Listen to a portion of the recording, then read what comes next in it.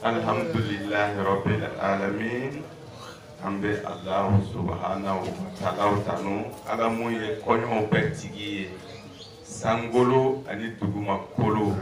ani sangolo ni duguma kolo che fembe la jele mumbe ube ala ka sagoya de kono na ala te masika sago kono na o ala ni ko ale doron ale de kudayi ale de be tumbe kunu bi abe sini abina to ibada andamina na wakati kono na ambena ban wakati do kono na fembe damina be ala laban be ala mais ala damina te ale la laban te ale la ale de be kudayi o masa talaw aye ci de ci ka on kala ka on kala femna antun te femunu don o le koson o ban kala jumen la o ban kala galon de la wa ay kiraw be na o be mogo kala tien de la tien o le koson aba fo ko ale kira munu ci abu ci ni tien ye avec kira nunu dans le ko tien ti ou le don on a ni femu pana ye ko tien de don donc o de jume o doye qur'anu ye quoi ko ale qur'anu jigi qur'anu sura saba aya saba kitabu saba nazzala alayka alkitaba bil haqqi ko kitabu jigi na yaye anana ni tien ako kitabu ni jigi na ni tien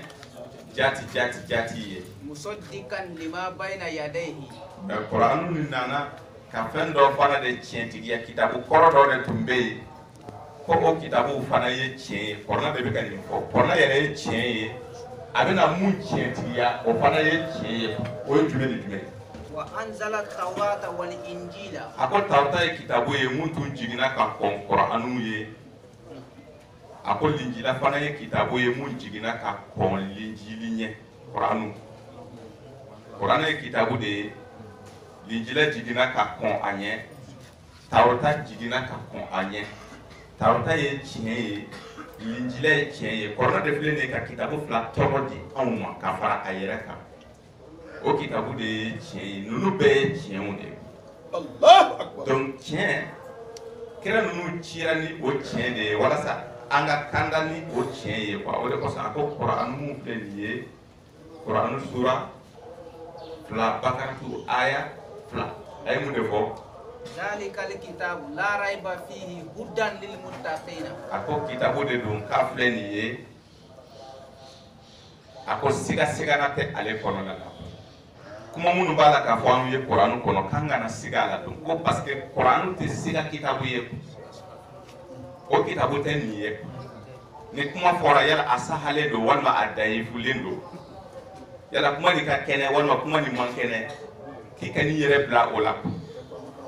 o tɛ kɔrɔna kɔnɔ kuma ye kɔni ni kɔrɔna kɔnɔ kuma fɔra e ye dɔn k'i k'a fɔ qalu Qur'an sura 24 aya 50 ani aya 1 suratu nur k'i k'a fɔ i y'a mɛn an y'a mɛn an sɔnna i kana siga la siga kitabu tɛ nin ye nga pour que ka da la k'a fɔ ala m'a fɔ gansan ko Qur'anu tɛ siga kitabu ye a bɛna dɔn ala b'a dɔn k'a fɔ mɔgɔw bɛna kitabu dɔw walafi siga bɔ o kitabuw la n'i ye Bugari ta Bugari ka kitabu n'i y'a dayɛlɛ k'a kɔnɔ kuma filɛ i bɛ to kalan na dɔ b'i jɔ i ma k'a fɔ ko bɔn ko siga bɛ yen na ko parce que munna a mɛnna ka bɔ mɔgɔ mun na ko o tɛ dannamɔgɔ ye ko dayifu de don hadisi dayifu ko barokan de don mais barokan in man kɛnɛ a lafulen don donc ça veut dire que kitabu de don siga kitabu de don siga na bɛ ale kɔnɔ quoi siga bɛ ale kɔnɔ i man kan tɛ ka i pɔrɔ a kɔnɔ kuma bɛɛ la a dun fɔra ko o kitabu bɛ alakira ka kuma de b'a kɔnɔ donc ni alakira ka kuma de b'a kɔnɔ ni alakira dun kuma na dɔrɔn k'i k'a fɔ qalu i man kan tɛ k'a sɛgɛsɛgɛ yala a ka kɛnɛ walima a man kɛnɛ munna parce que wa ma yantiqu anil hawa in huwa illa wahyun yuha Qur'an sura 50 ani 7 sura najm aya 7 aya 4 ko Muhammadu tɛ kunfɛ kuma fɔbaga ye kuma tɛ e ka taa siga a ka kuma na ni sigara a ka kuma na dɔrɔn ça veut dire a man ɲi i ta tiɲɛ de don wa a dun fɔra ko Bugari ninnu muslim ninnu o ye alakira ka kuma ye mais k'a sɔrɔ baro dɔ b'a kɔnɔ siga baro don u yɛrɛ ko ten ko dayifu de don kuma in man kɛnɛ donc a bɛ fɛ k'a f'i ye ko Muhamadu Lamini dannama tɛ dɛ i n'a fɔ a bɛ fɔ aw ye cogo min na a tigilamɔgɔ ka laɲini a ka kumakan n'i y'a sansi filɛ dɔrɔn kitabu minnu bɛ yen ni u bɛ wele ko alakira ka hadisiw ko Bugari alakira ka hadisa de b'a kɔnɔ Muslim alakira ka hadisa de b'a kɔnɔ Tirmidhi alakira ka hadisa de b'a kɔnɔ ni alakira ka hadisa de b'a kɔnɔ nana i man kan tɛ ka siga a kɔnɔ kuma na bilen fɛn o fɛn mun bɛ fɔ i ye o kitabu kɔnɔ i b'a fɔ qalu samina i bɛ seli n'a ye fana n'i jɔra i bɛ seli n'a ye parce que wahyu de don mais n'o tɛ se ka kɛ a ye kitabu nin bila kɛrɛfɛ tiɲɛ t'a kɔnɔ dun bon parce que siga kitabu de don o yɛrɛ ko ten ko sigana kumaw b'a kɔnɔ donc ça veut dire que siga kitabu de don ni dun tɛ a ko zalikal kitabu la rayba fihi sigana tɛ ale kɔnɔna na donc an bɛna kɔnɔna baro kɔ Allahu akbar an bɛna an sɔgɔ Qur'anu na tiɲɛ bɛ mun kɔnɔ siga tɛ mun na tiɲɛ dɔrɔn de b'a kɔnɔna na kuma mun bɛ f'a kɔnɔ i kana siga tiɲɛ de b'a kɔnɔna na shahidu an minnu limaniyara o kitabu la an bɛ ala fɔ an bɛ ala barika da kosɛbɛ a ka masaya kɔnɔna na a bɛ jirali kɛ an ye a bɛ jɛrɛle k'an ye cogo di a bɛ cidenw ta anw cɛ la ka kuma o ciden fɔ o cidenw bɛ kuma anw fɛ o ciden ninnu tɛ n k'o fara ala ka kumakan na kuma tɛ ko kuma dɔ yera ko o kira de ko tɛ mɛ a bɔn mɛ o kitabu an bɛna don a kɔnɔna na fɛn caman bɛ fɔ an ye sahidu an minnu limanara ala ka kuma na ala ka tiɲɛ ma a kɛra an bolo wajibi ye an ka kuma dɔw jɛya an lamɛn jamakuluw ye ka taa o waati kɔnɔna na parce que tiɲɛ fɔla de ye kuranu ye tiɲɛ de ye kuranu ye e bɛ mun fɔ a kɔnɔ a banna o nka o kɔnɔna nin k'i k'a dɔn k'a fɔ kira yɛrɛ mankan don kuran sura 25 Furqan a verset 30 ala ye kira ye mun de fɔ wa qala rasulu ya rabbi ni ala kira yɛrɛ ka mankan ye dɛ kuranna kɔnɔna na y'a ye k'a fɔ ye ko diinɛ kɔnɔ ni kira kumana a man kan tɛ k'i dɛn k'a kuma dɔ fɔ mɔgɔ dɔ ye ko de y'a lakali dɔ ye o fana de y'a lakali dɔ ye ko wa qala rasul ko kira de ko ten ni kira ko ten dɔrɔn o fana bɛna alikuranɛ de kɔnɔna na k'a bila ni diinɛ kuma de don dɛ wajibi bilen don a tɛ se ka kuma kuranna kɔfɛ o tɛ se ka kɛ parce que wahayu de bɛna don a da a ka kuma dɔ de filɛ nin ye a ko wa qala rasul nin ye kira yɛrɛ mankan don ya rabbi a ko a tigi ala a ko ya ne tigi ala inna qaumi itakazu hadha alqur'ana mahjuran ne ka manto mɔgɔw ye alkuranu kɛ bolo kɔfɛtɔ fɛn ye Allahu akbar donc ni kuranɛ kɛra bolo kɔfɛtɔ fɛn ye muhamadu nɔfɛtɔ mɔgɔw bolo o bɛ mun fɔ kalo kan de don n'i ma kuranɛ fɔ dɔrɔn i ye kalo kan de fɔ diinɛ o de b'a la ka fɔ i ye wa a ko Muhammad Lamin ko kuranɛ sura 6 aya 116 wa in tuti aksara man fil ardi a ko n'i tugura jamaw la fanba kɔ yudiluka an sabilillah o b'i fili ka bɔ ala ka sira kan pewu in yatabi'una ila zonna mun de kosɔn b'i fili ka bɔ ala ka sira kan ko o tɛ dɔ wɛrɛ la jigiya kumaw miirila kumaw an wolola k'a sɔrɔ bon jama fanba bɛɛ n'a kan firikotigiw y'a fɔ diinɛ jitɔrɔw y'a fɔ o n'a ɲɔgɔnna ko wa in hum la yafusuna k'u bɛ sɔrɔ k'u ka nkalon sɔrɔ a kɔnɔna na Allah La majorité de ceux qui sont sur la terre, ils t'égareront du sentier d'Allah. Si tu obéis à la majorité de ceux qui sont sur la terre, ils t'égareront du sentier d'Allah. Ils ne suivent que la conjecture et ne font que fabriquer des mensonges. Allah! Moi, je dis, nga korona filɛ nin ye dɛ k'u ye korona den kɛrɛfɛ hazal koranu majura o ye korona kɛ bolo kɔfɛtɔ fɛn jɔn ala kira nɔfɛtɔ mɔgɔw k'ale ka manto kira yɛrɛ de ko ale ka manto mɔgɔw ye korona den kɛrɛfɛ ko ka tugu u jigiya kumaw kɔ kan ko u sɔrɔla k'u ka nkalonw lalaka kɔ diinɛ b'o de kan fo n'a kɛra fitini jamakulu fitini Quran surah 34 aya 20 apa jamakulu fitini dɔrɔn de gulolen do Quran na donc jama fanba ko kana na ni bɔ i ja kan ni an kumana an k'i ma Quran kɔnɔna na Quran surah 17 suratul Isra a verset 110 wala tajhar bi salatika ala ko i ka seli kɔnɔ kana pɛrɛni a kalankan ye wala tukhafit biha kana a kalankan kɛ i da jukɔrɔ wabtaghi bayna zalika a sabila bɛrɛbɛrɛ hakɛ caman cɛ Ne récite pas à haute voix, ne abaisse pas trop, cherche le juste milieu entre les deux. dans ta salat ne récite pas à haute voix et ne lui abaisse pas et ne lui abaisse pas trop cesse le juste Milieu entre les deux. kana bɛɛ bɛ kɛ nin kɛcogo la Allah a article bɛ Quran surah 17 suratul Isra aya 110 bɔn o tɛ tiɲɛ ye wa k'i kana siga o la don la raiba fihi k'i kana siga a la kɔ k'i k'a kɛ ten bon sisan an tun bɛ bon olu tun bɛ seli Muhamadu nɔfɛtɔ mɔgɔw a kilan bɛɛ bɛ seli gundo o bɛ seli fana gundo o bɛ lansara gundo o bɛ fitiri jɔ laban kelen de gundo o bɛ safo jɔ laban kelen gundo mais a dalu bɔra min a jɔ laban fila safo jɔ laban fila o b'o gundo mais sisan jɔn de y'o fɔ o ye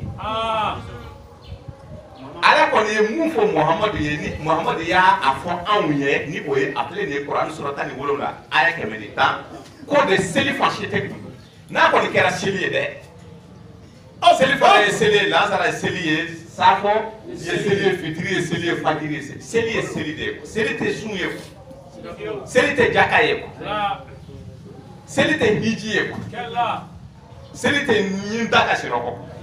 Seli est seli de quoi? Seli te fort faire là. Seli de seli quoi. Pourquoi seli de akalankan? Parce qu'à qui va puis ko de kalam. Otlu ma uhiya ilayka minal kitabi wa aqimi salata. Quran surah mugani konoto. Ayabina miduru. Ko ki ka fin de kalamu wahra kabla kitabu konona na. Ki ka seli jona e o kalankan. Abala ko de nyefo iye Quran surah ta ani wolo na suratul Israil. Averse kemeneta ako wala ti kanake wala ta jaharti kana munke bisolati ka wala tu khafi wattaqi zalika sabila Allah ni ki kana siga ni na kwa mais jama pamba be munka selibe gundo de bo selibe gundo yani bien wuli che karamogo tena dugu kolo sanfɛ mun b'a yirila kɔrɔna kɔnɔ ko selibe gundo ate selibe gundo selifa shite gundo atse ka dalu dima ko n'a bɔra wi o tuma na aw bɛ se k'a fɔ ko hali maa ka bi fili la cogo di ko Madina alimamu ba nka ko ka hafizul Qur'an ko kira yɛrɛ de ko ten. Donc u b'a kuma ba ye u b'a taara Madina ba y'a dogo. Awɔ o ka tun b'a bange Maka mais k'a taara Madina k'a y'a dogo. Y'a ye ninnu ye jigiya kumaw de ye. Sukurufal o Bugari nana n'a ye Muslim nana n'a ye ko seli fana bɛ gundo de ka o de yera jɔn y'a ye sisan kuma in bɛ daminɛ ko karisa de y'a mɛn o de y'a mɛn dɔ da o de y'a mɛn dɔ da o tigi de ko k'a y'a ye o ka kuma bɛ se ka kɛ tiɲɛ ye kira yɛrɛ diinɛ tigi yɛrɛ ko k'i kana seli gundo o t'a ka kɛ nkalon ye cogo di mais jama fanba dun bɛ seli gundo e b'o faamu cogo di donc sisan i b'a fɔ ko aa ko vraiment ko aa ko ninnu bɛ ka mun fɔ k'o tɛ se ka kɛ tiɲɛ ye e bɛ siga anw na ko an b'a la ka mun f'i ye kɔnɔna kɔnɔ a bɛ siga kɔnɔna na ko a bɛ siga la k'a sɔrɔ k'i kana siga ko siga kitabu tɛ quoi siga na kitabu tɛ Kur'anu ye quoi n'a kɔnɔ kuma fɔra ye i b'a fɔ k'a lusamina o de kosɔn an t'an ka seli gundo maa si ye k'o sa hali ni kunkolo kɔni bɛ kaba nɔgɔ de jɔsi ka to ka an tɛ seli gundo ye sa an tɛ seli i kɔfɛ n'i bɛ seli gundo an yɛrɛ tɛ seli gundo an tɛ seli i kɔfɛ n'i bɛ seli gundo e ko cogo di jagoya de dɔn n'a ye kira fili ni Kur'an sura 2 aya 256 e bɛ t'a la e tɛ se ka kɔrɔ kɛ foyi an tɛ seli gundo maa si ye maintenant sisan fo ka t'i sa e mun bɛ seli gundo i tɛ se k'o dalilu bɔ kɔrɔna kɔnɔ a tɛ yen e tɛ se ka dalilu bɔ tarata kɔnɔ k'a bɛ yen k'a fɔ ko seli bɛ gundo a tɛ yen linjili kɔnɔ seli tɛ gundo a tɛ yen e ko cogo dɔ la dun ko kɔrɔna dun ye tiɲɛ ye k'a nana fɛn de tiɲɛ tigɛ fɛn mun tun kɔnna a ɲɛ ko tarata tun kɔnna linjila tun kɔnna donc sayidu a kɛra wajibi an ka tiɲɛ dɔ fɔ mɔgɔw ye donc tuma dɔ la an bɛ don baabu fitini kunkuruninw a bɛ k'i kɔnɔ ko nafaba t'a la mais tiɲɛ na nafa b'a la parce que adamadenw u tununna kojugu donc bi o hukumu kɔnɔna na an bɛna don kiraw ka daraja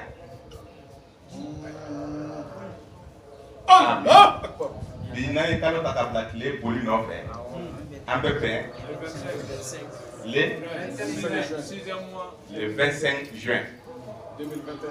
2021 kalo juma laban ne tɛ juma laban a fɔra ko diɲɛ bɛ wuli juma dɔn juma dabila e kana na an jatigɛ ko ni seli mana se la juma dɔw ma ko bɛ muru minɛ ala k'an dɛmɛ o de don dɛ Keyita i ye kuma nin i y'a ɲɛnabɔ i y'a walawala a ɲɛnabɔ donc o la bi jumadonya fɛ an ka babu bɛna boli kiraw ka daraja mun de kosɔn an bɛ nin fɔ diinɛ kɔnɔ o ye kuma caman fɔ n'u ye kɛmɛ o kɛmɛ mun fɔ kuma na i bɛ taa sɔrɔ 99 kɔnɔntɔn ye karamɔgɔba ninnu bɛ fɛn o fɛn mun fɔ aw ye a 99 ani kɔnɔntɔn i bɛ kelen dɔrɔn ɲini a kɔnɔ a tɔ bɛ nkalon a dɔw la kɛmɛ yɛrɛ a bɛ nkalon parce que a dɔw yɛrɛ tɛ se kɔrɔna yɛrɛ ma wajibi la wajibi bɛ kɛ ka ban o tɛ kɔrɔna a ye ko kuma fɔ i ye abe Sheikh Khalil Bukhari ya la kali Muslim ya la kali dina domba ko benaka sere tibu ya fo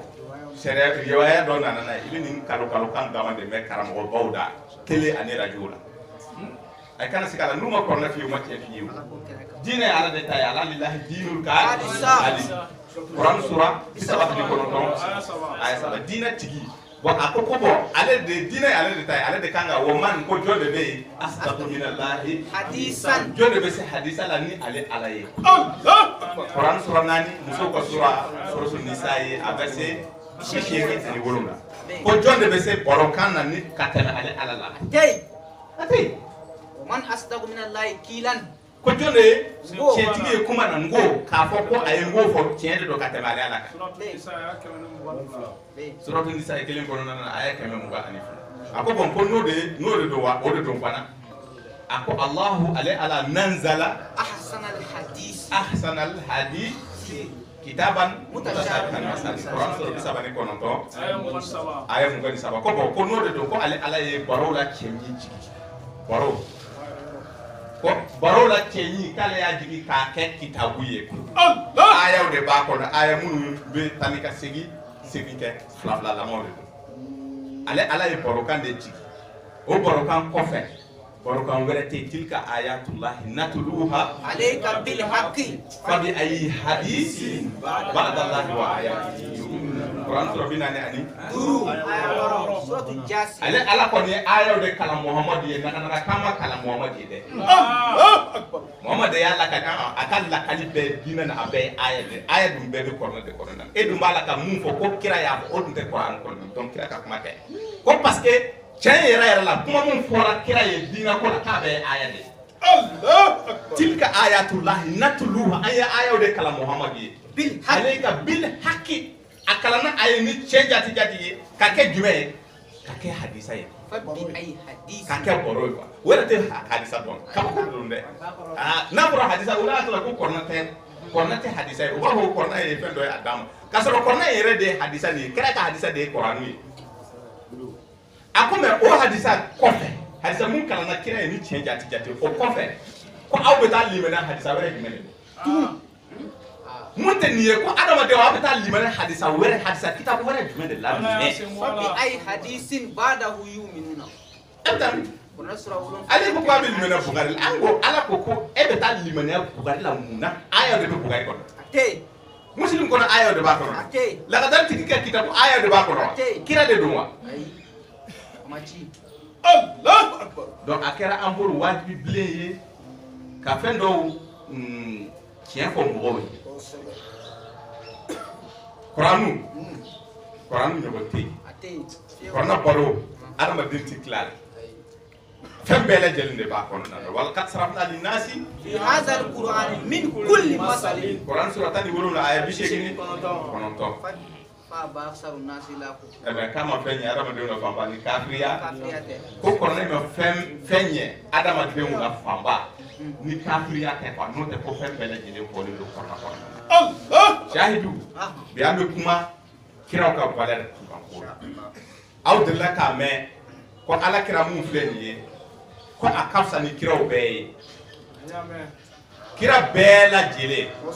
ko kira te dugukolo sanfɛ ko ala kira mafsa ni kira mu kira fola ni kira laba ko sangolo dara ale kanu kama duguma kolo dara ale kanu kama Allah ko amba hawa ani an fake choroba adama ka furu sirla Muhammadu tawalla Allah ko kuma chamo fore bo olu kuma nunu iba me mumini de kunda depuis anga dobo ebe ne kuma me fo ebe ngalo ni ke chen ibolo Allah kasoro o beta kuma munu fo asite ken 100% begalo ngalo de don ngalo de be ka mun fo awye ngalo de chien de bena fo awye bi Allah abena mun me kona kono bode chien o be mun fo la awye ala kira ala ko ko ne y'a suganti k'a kanu k'a kɛ ciden ye ka na aw ma n'i y'a mɛn ala kira kɔrɔna sura 94 b'a f'i ye ko a tɔgɔ kɔrɔ taara a lakodɔnna a aya 4 na an y'i tɔgɔ kɔrɔ mais ala kira tɔgɔ kɔrɔ taara kun jumɛn ni jumɛn ye n'i y'a mɛn muhamadu dɔ wɛrɛ tɛ kɔrɔna de don ala ka kumakan de donn'a da k'a tɔgɔ carin diɲɛ bɛɛ kɔrɔna in de y'a sababu ye ɔ bɔn sisan e y'a kɛ i n'a fɔ o cɛ nin e b'a fɛ ka tɛmɛ ala yɛrɛ kan cibaga k'a dan ka kira yɛrɛ dan ka kira suganti ka kira kɛ kira ye k'a ci bani adama ma o ala o ma mun fɔ a ka kira kan e taara o fɔ kira ye donc sisan e bɛ kira fɛ ka tɛmɛ ala yɛrɛ kan ni adamaden ka munafigiya kɔgɔra o yɛrɛ ɲuman na a bɛ kɛ comme hudu kulu wala n'i tɛ hudu kulu dɔn i bɛ congé kulu de jɔ mɔgɔ mun bɛ fɛn fɔ ala kira ma kira ye ala a tigi yɛrɛ ma mun fɔ a kan ka mankutu fɔ k'a ja k'a kɛ i n'a fɔ e de bɛ kira fɛ ka tɛmɛ ala yɛrɛ kan o de ye munafigi maa tɛ kɛ ala kira fɛ ka tɛmɛ ala kan kira ka valeur kira tɔw ka valeur ala bɛna o ka valeur fɔ aw ɲɛna sisan i bɛ kuran fa bi an bɛna nin bɛɛ faranfasiya ka se k'a dɔn yala ko ye jumɛn ye ni ala ka kuran sura 6 a aya 84 ka taa bila aya 86 ووهبنا له إسحاق 87 quoi وتلك حجتنا a ko k'a filɛ nin ye آتيناها إبراهيم على قومه an ye dalu mun di ibrahima ma a ka taa ka manto mɔgɔ ma ko o de ye nin ye نرفع درجات من نشاء i b'i jɔ a ko kira ma ko ibrahima ko nin dalu kelen de dira ibrahima ma a fana o de kɔsɔn a b'a fɔ inna haza lafi sufil ula sufi ibrahima wa musa kuran sura 87 aya 18 a ko muhamadu ko nin kɔrɔna in dɛ nin de tun bɛ ibrahima ani musa إنه لفي زبر الأولين kuran sura وأن وراء آية كما بيكون تنورو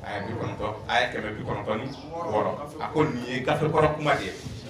gafe kɔrɔ nin jɔn de ka gafe ibrahima a ko k'an y'o dalu di ibrahima ma a ko an bɛ maa daraja kɔrɔta maa mun ye an ja إن ربك حكيم عليم i tigɛ ala kiri dɔn مغا مسلو kiri dɔn baga masa de ko dɔnnen don kiri dɔn baga de don ووهبنا له إسحاق a kɔfɛ a ko isaka ko fɔ ويعقوب yakuba fana ko fɔ كلا هدينا ninnu bɛɛ an y'u kanda mɔgɔ saba tɔgɔ fɔra i ye ko ninnu ye mɔgɔ kandalenw ye ونوحا هدينا من قبل a ko ninnu fana kandara ka kɔn o mɔgɔ saba in ɲɛ naani ومن ذريته داوود o bɔnsɔnw la ko dawuda fana fara kan 5 وسليمان sulemani fana fara kan 6 وأيوب ayuba fana fara kan 7 ويوسف yusufa fana fara kan وموسى 8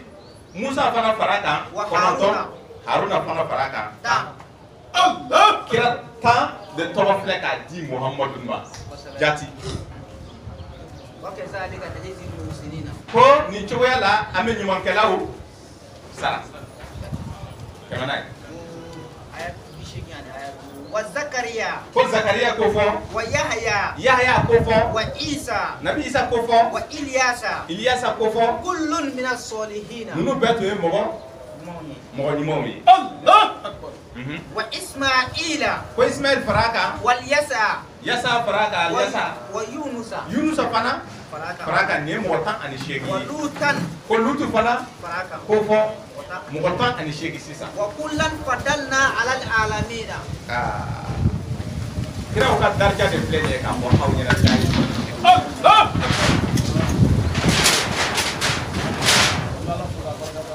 alhamdulillah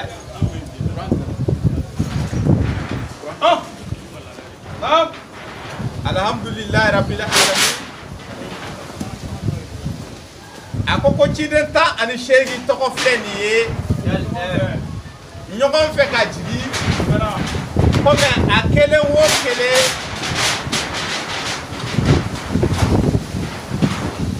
a kelen o kelen ka fisa ni diɲɛ n'a kɔnɔfɛn ye ni nabi ɲumanw kofɔlen filɛ nin ye ko a kelen o kelen ka fisa ni diɲɛ a n'a kɔnɔfɛn bɛɛ ye a ko Muhamadu e fana kɛra kira ye i kɛra ciden ye ka fara u kan suratu Yasin aya 3 wa innaka laminal mursalina donc n'i b'a fɛ ka kiraw ka darija sɔrɔ kiraw ka darija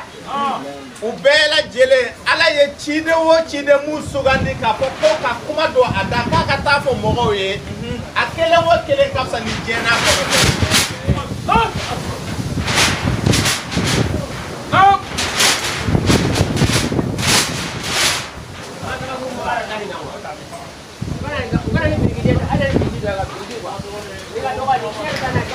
tɔgɔ fɔra aw ye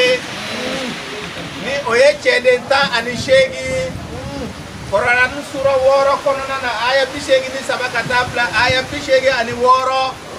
a ko k'a kelen o kelen ka fisa ni diɲɛ n'a kɔnɔfɛn bɛɛ ye a ko Muhamadu Lamini e fana kɛra ciden dɔ ye ka fara u kan Kɔrɔani sura 36 aya 3 ko ciden fana ka fisa ni diɲɛ n'a kɔnɔfɛn ye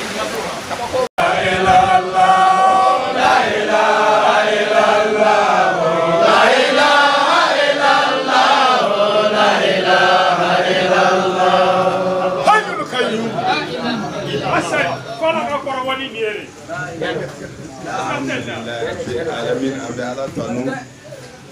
ala mun ye koɲɔw bɛɛ an ye dɔɔni kɛ kalima na alhamdulillahi rabbil alamin n'a ye ala ja an bɛ bɔrɔ tɔ in sama ka taa bila 14h30 kosɛbɛ n'a ye ala ja an bɛ nabi ɲumanw ka babu an bɛ dɔ fɔ a la nabi ɲumanw ka darija nabi ɲumanw ka karama ale ala fɛ ka bɔ ka taa kɛɲɛ ni tiɲɛ fɔli ye ni o ye Allahu subhanahu wa ta'ala ta ye ka bɔ adamadenw ko ten sabula mɔgɔ caman ye dɔ fɔ u ka kiraw ma ni mun wulila a b'a fɔ k'ale ka kiraw de ka fisa ni kira tɔ ye ni taara nasaraw fɛ ni o ye kerecɛnw ye i bɛ taa ye k'a fɔ olu bɛ nabi Isa de mankutu ko nabi Isa kiraw cɛ la k'a ɲɔgɔn tɛ yen ni nana silamɛw fɛ ni o ye muminidenw ye an fana b'a da don an b'a fɔ ko ala kira ɲɔgɔn a ma da ayiwa ni kumaw bɛɛ lajɛlen bɛ fɔ nka jumɛn yɛrɛ de y'a tiɲɛ ye ni ala ka kuma filɛ i bɛ taa ye k'a fɔ o bɛ mun fɔ la mankutu siraw fɛ kira ninnu la a dɔ tɛ tiɲɛ ye dɛ a mun tɛ tiɲɛ ye o yɛrɛ de ka ca nka Allahu subhanahu wa ta'ala a bɛ an kunnafoni kiraw ka kibaruya la kiraw ka darija ka kira bɛɛ lajɛlen ka fɔ titiri kelen na ala b'o baro bɔ i ye Kɔrɔani sura 6 kɔnɔna na mun de kosɔn ala bɛ o baro fana bɔ anw ye tumana min na kira Muhamadu na a kɛra kira ye a cira a nana dugumakolo sanfɛ yan a y'a ɲini a tigi Alahu fɛ a ko ala ka ale kanda ala ka ale bila sira kan sira mun tile Yedina siratal mustaqima Kɔrɔani sura fɔlɔ aya 6 o aya 6 ka taa bila aya 7 a ko siratal lazina an'amta alayhim nɛɛma kɛra kira minnu ye dɛ nɛɛma kɛra mɔgɔ minnu ye ko ale Muhamadu fana ala ka ale bila olu ka sira kan jati ala sɔrɔla ka a fɔ a ye ko baasi fosi t'a la n'a ye ale ala jawa a jara ale ala ye a bɛna Muhamadu bila sira kan sira mun tilelen don a a bɛna bila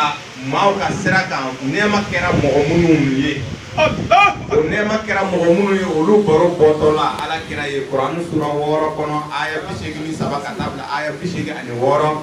a nana ni ciden 16 tɔgɔ ye ka di Muhamadu ma a ko Muhamadu Lamini ko i ɲɛ bɛ ninnu na dɛ 18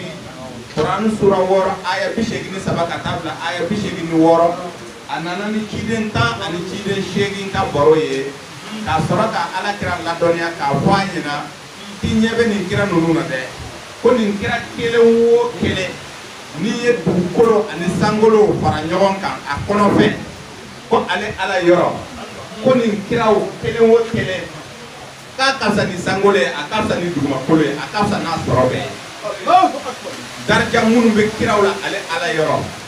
a ko bon Muhamadu e fana farala kiraw kan i fana kɛra kira ye i fana i ka fisa ni diɲɛ a n'a kɔnɔ bɛɛ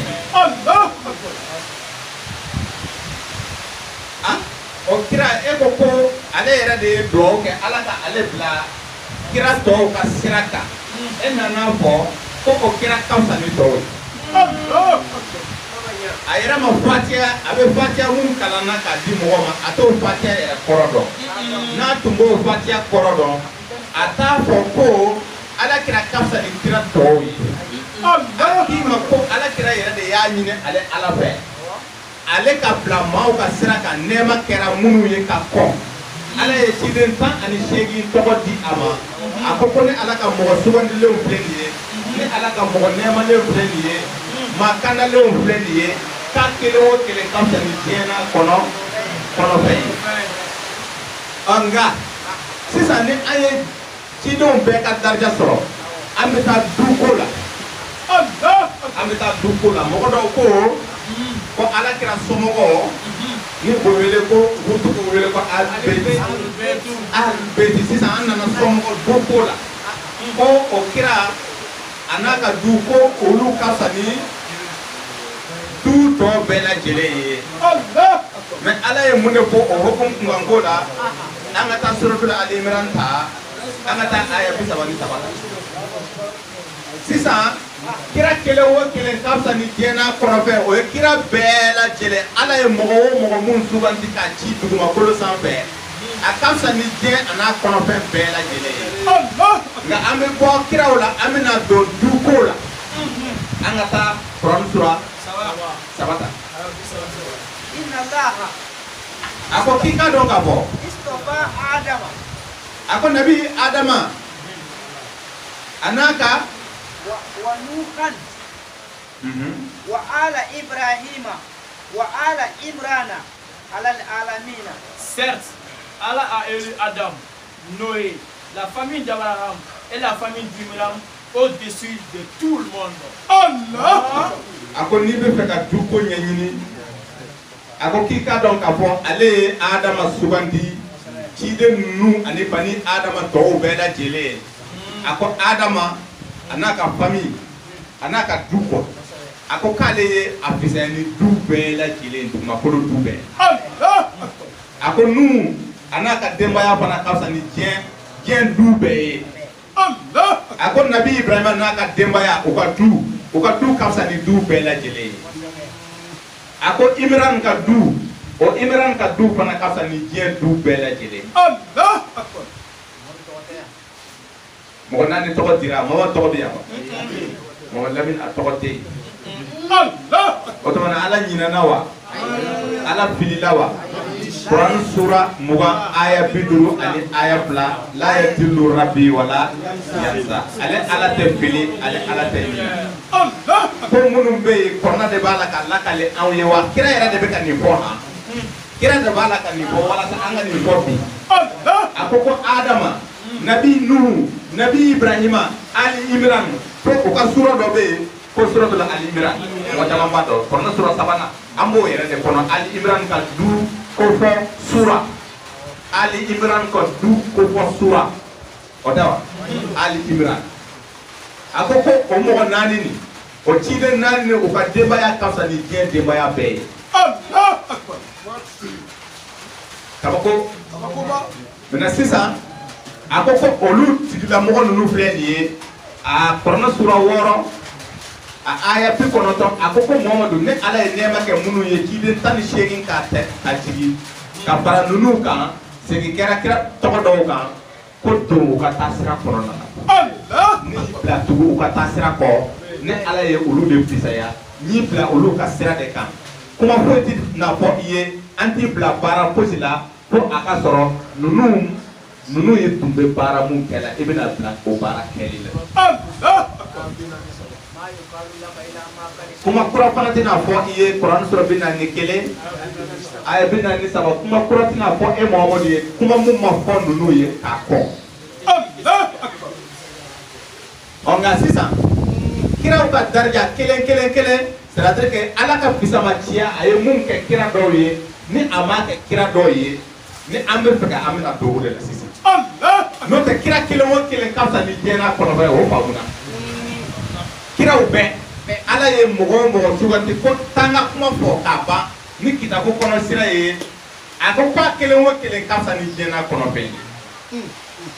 ako ni du ko de do ay du nani ko fo ye korna nana o du nani adama ka du aba adama ka du ani nu ka du ani ibrahima ka du ani imran ka du ka sa ni jen du be na jele Allah akbar Allah astafa adama wa nuha onga sisa abina bisama ciati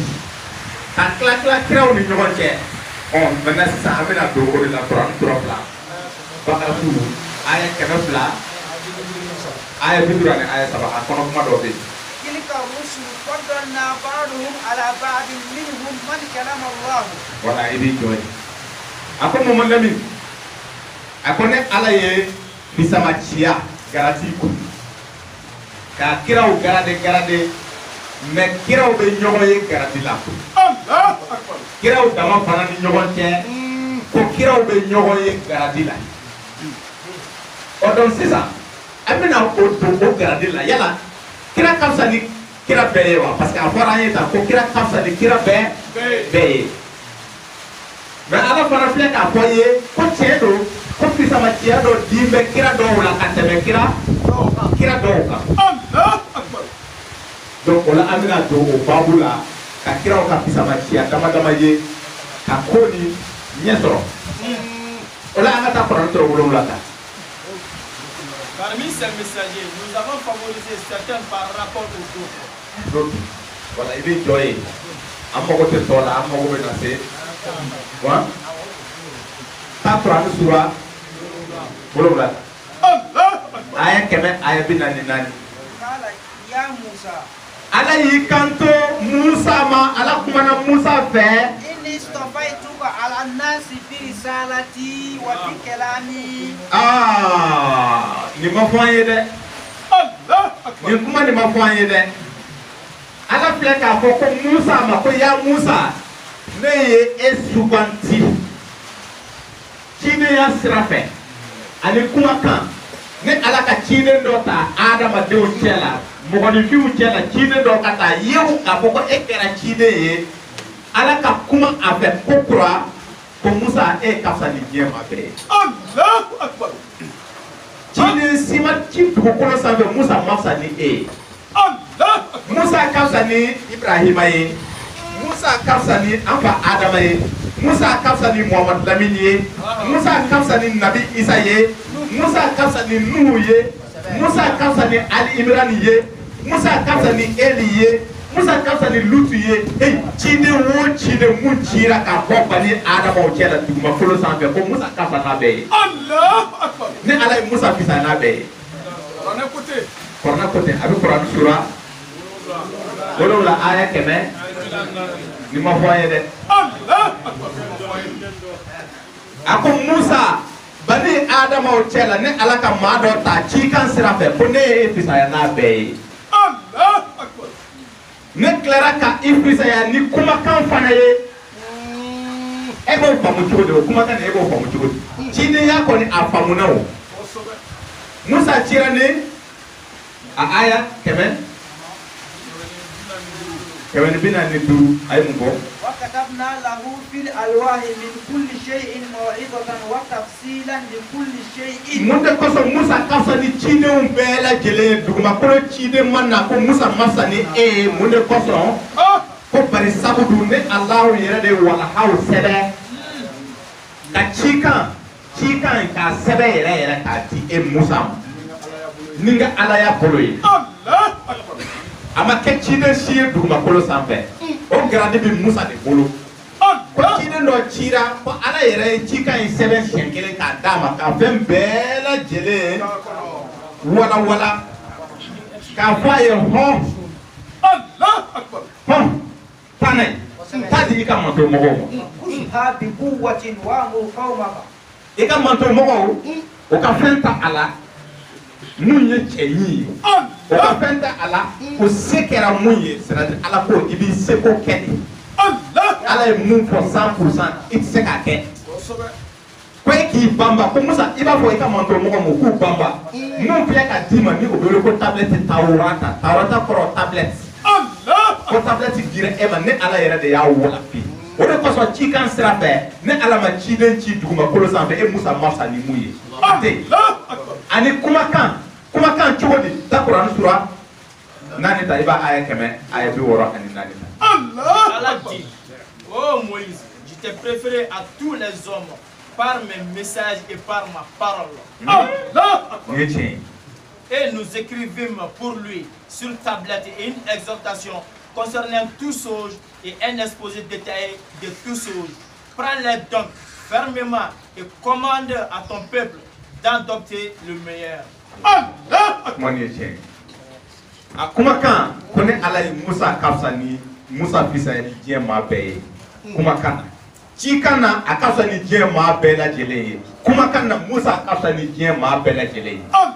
maa mana dugumakolo sanfɛ ko i bɛ ala ka kuma fɔ cikan sira fɛ fo a ka sɔrɔ Musa ka fisa ni ye ni ala ka kumakan ye cikan sira fɛ ani kumakan cogo di ta Kurani sura 4 ta aya 100 aya 60 ani aya 4. وكلم الله موسى تكليما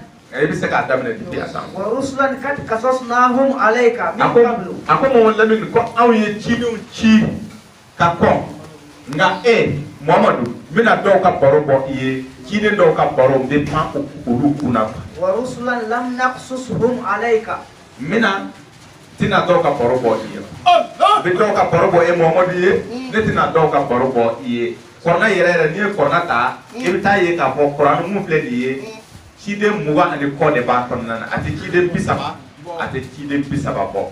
Donc cidenw dun tɛmɛna olu dun ka ca n'a ye a ko n bɛna dɔw ka baro bɔ i ye n bɛna pan dɔw ka baro kunna a dɔw baro la a bɛna Musa ka baro bɔ i ye. وكلم الله موسى تكليما. A ko Musa ne ala yɛrɛ de kumana Musa fɛ da ani da. Allahu Akbar. Et il y a des messagers dont nous t'avons raconté l'histoire précédemment. Et des messagers dont nous ne t'avons point raconté l'histoire. Et Allah a parlé à Moïse à vive voix. Allah Akbar. Akumana Musa fait da ani da. Donc a ye fɛn fila de fɔ Kurani sura 7 suratul Al-Arafi aya 100 aya 43. A ko Musa cikan sira fɛ ne y'i fisa ciden bɛɛ lajɛlen ye. Kelen. A ko filanan kumakan sira fɛ ne Allah ye Musa de fisa ni ciden bɛɛ ye. Allah Akbar. A ma ban dɛ. A bɛna Musa ka titre fɔ i ye Kurani sura 20 aya 41. واصطنعتك لنفسي.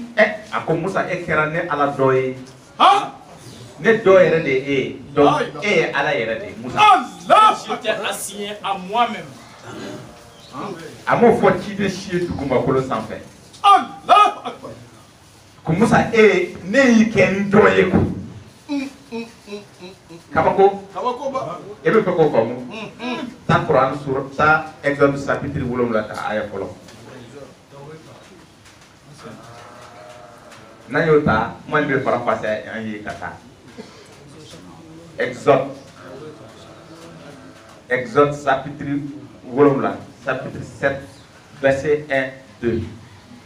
Et l'Éternel dit à Moïse. Bada ala kumana Musa fa ayi kanto akoko Musa. Vois, je t'ai fait Dieu pour Pharaon. I kɛra ala ye dɛ.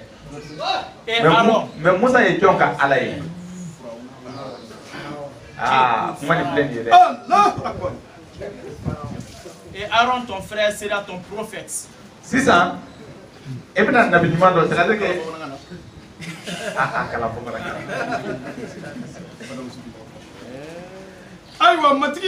Aïwa matri ya fo Musa ko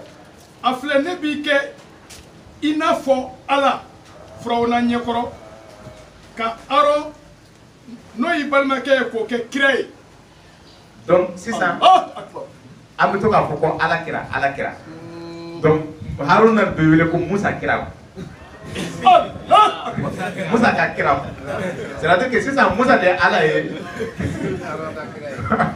Comment on fait? Ni baro nunu abe boya mo wa kema me baro nu be ko ako Musa ko emu fleni e ka titri na ke ala ye ko ne yi ke ndoye ko ko na yere ko nan ako ko Musa kera ale ala doye ko ne ye e ke ndoye ko ko na sura muga suratu taha aya bilal ni kele Allah mena ne yi ke ndoye wala se e ko famu ako e ka ala ya abe nyesi flona de basira te ke ne ala be si bola c'est ça ede ala ye mais mina kide ndo di basira te o de ka kide sera ede be kuma o kide fe o kide be kuma na flona mais mun de kera pour que ka famu e be suratu kasasita ayatan ani saba ako tumana mina Musa chira flona ma Musa ko alama ako ebe neka ebe kampla mission muna ko nebe sran ntusukun kana koro ne ka frege ke koroko ke nye koroko ke jo fira ona nye koroko Allahu akbar parce que muna ko ne de la ka mogo do faga o be ka ne kono o kam Allahu akbar wa ne du ne mai ne ti se kuma na kosobe donc mbalma ke Haruna ke ala e kira e déplacer la kana ne ci Allahu akbar aya nyini ala fe Musa ya nyini ala fe ko kide yani ala ka ale sembola ko jumena ko parce que ale ne mai ale maka gele ale ma ale kana to c'est-à-dire que alina se ka yere nyala bo kay mina ale mine ni tara masake be ni ba kuma jole ko c'est siri te boîte ale dun ko ale dusukun ale be sira a dusukun kana na koro ane ka brege kuma wala ko donc kaka ale sembola kale balma ke do be abo fo sisan suratul kasas kono aya bi bisabani nani wa ki Haruna huwa afsahu minni lisanan ake ko parce que munan ka ne kadi ka bi se kuma na ku Allah wala le sisan parole kono na ale ala ke abeka essayer ka ala convaincre quoi ala ka ale symbole kideya ina ko parce que ko kideya na amani Allah ay ko ne bo ala e aya ko kolo kale ma baye ko don ku be ka ale ma kono akola amena ale sobine do ka ko nu ale minana samai we adoye ako so to kasase ay bi sabani saba ko ya doye ko adobe ko ango beboy ko ale ne sabatelin te ko ale ka kuma o mai c'est-à-dire kuma ka gele ale ma mogo do be o se ko yele nyana bo kuma na ko ale yo mogo suku do ye ko ka ko papa kade balma ke do be ko Haruna ko billahi ko Haruna bi kuma ka be kuma ko ala ale ke kide be se boîte ala ko ba ide o ma diri ka ke ne te ma ta kide yana ka klaka i bo kide yana o se ka Ore kono kalo kampona nunu ko Nabi Isa bena andila ka babu kana Nabi Isa tena Allah Nabi Isa bena munyini nana abeka kira mun Nabi Isa ka titri kira de odan abena ala ba ka kira bo shala de Allah ha oy babu wereti andila ko babu kuma be fe mun no be Nabi Musa ani ala tumbe kuma ta da ani da amake maye Allah akbar ka kuma ma fe direct sigo tede kashu tede bus abusra manga abe man ala ka manganta ale fana be aka kuma manganti ala ma ala ba jabi Allah akbar amo ke cheshi kulu sa fe Musa te aklara ka foko bo Musa ko be chugo mina kira ni ate sigin ble sigin kote Maintenant ay ala deli akoko bo ni sigin konte a aya bisabani nani bisabani duru ako suratul kasasi ko mbalma kenke ni sinsila en Allah afana ke kiraye ka faran ako kon sona jama be ke kiraye ma sababu Allah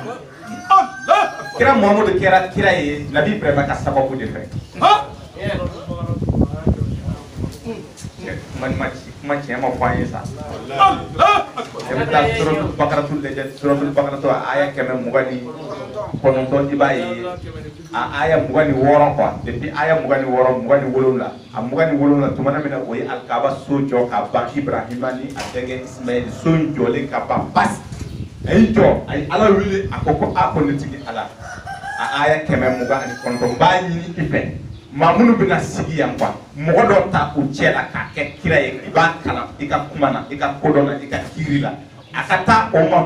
mato munu bina sigi ya ako tigu kala ako tigu sanea ka boju mula ko ma uka e ala do mboko nyini ife Allah sorola ki kanto aya keme biduru ani kele ko to jabe keran sona mina mogodo boya amina ke kiraye ika do u fe e ibrahima e mun nyini fe sona abike donc asorola ka Isaïe kibaria depuis tawta korona na akoko do chabi kera Arabie Saoudite Allah Arabie 21 chapitre 23 Isaïe chapitre 21 verset 11 à 12 na abafoko do chabi kera Arabie Saoudite do chabi kera Arabie Saoudite dugukolo kan do jume ko kiraya be na boya donc a ayata ni kele abisoro ka foko do chabi do jume Ibrahima tumi do munke a jabira ana botuma de la duma ye joye ko oracle sur duma jabe kera duma ka duma ye joye duma de ye nabi Ismaël denge worona ye ibo ye Genèse chapitre mugani duro a verset 17 abako dunne do jabi sababu de fe Muhammadu kera kiraye Ibrahima ka do fe Allah kira Haruna kera kiraye Nabi Musa ka la nyini de fe ala ka nyese ala ma akoko mbama ke kiraye ka fara yira Allah akbar kun so koko tom ola koy ma ke chugo mena sisa Musa ibado wa Musa ikera kom ne mina ike kom ne mina ike kom ne ike ndoye kaba mena sisa koy be chugo mena ta flora be mais e ala de ko e ala lama de be ka ta ape kana kuma be direct la de e be kuma e ka kide fe Atakbir ni ikuma na be ale be kuma di jeliya tara yande ko jelu ka jeliya a tara yande c'est-à-dire que ni kera mogo baye iman kante ka c'est-à-dire que mo ika monto mogo quoi c'est-à-dire que kana kuma ta direct i be kuma passer c'est-à-dire o e be mun fo o ba mede mais i be kuma doni donc ni ba la se ko Allahu akbar kuma la se la wa ta so kuma la se la be se kuma na kosobe donc o mas bisa defene ka dima ko Haruna to be se kuma na kosobe atu ya nyini ala ya fe ba ala ka le se ko la ko ayi ise be to ala ite bo kira yala ne te ba ta kira yala ki bo kira yala e be to kira yala maintenant ika darja ni ye chika mumina foye ko Musa atoy ne Allah yere le ba sebe ka dima o de chika sirai Allah akbar atumba baro atume Musa baro da anida atume kana commandement mun di Musa ma aklara ka sebe ka dama o de ko sa akoko chide ya sira fe Musa e ka sa ni kira be Allah te tu ko sa be kira ma delika ke tu ko sa be Musa ma sa ni muyi Allah akbar ni kuma ni tiende amani fo kira shiye tu ma ko sa fe ni Musa te ni Musa ka darja do ye ko ako Musa ma ni e ka darja e korona nana mena ambe ta sense ka kira wala ka darja nyini Allah anata nabi prema ka darja nyini Quran sura nani kono aya kemen aya mugani